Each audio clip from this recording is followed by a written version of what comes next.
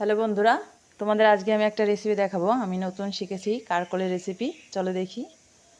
প্রথমে কারকলের দুই মুখো কেটে নিতে হবে, তারপরে মাঝখানে ভাগ করে দিতে হবে। ভাগ করে নিয়েছি, আমি বিচিটা বের করে রেখেছি। হালকা ভাপ দিয়ে নেব জল দিয়ে। এখন আমি পুরটা তৈরি করে ফেলবো। দেখো, এটা বেটে নেব, তোমরা মিক্সারেও করতে পারো।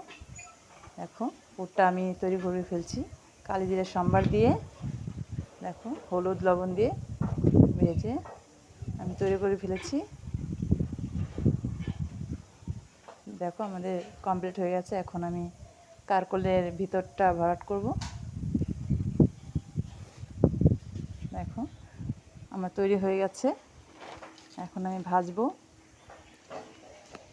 তেলটা গরম হলে হালকা আঁচে ভাজতে হবে, নয় পুড়ে যাবে। ভাজাটাও ভালো হবে, হালকাভাবে নাড়তে হবে, নয় ভেঙে যাবে।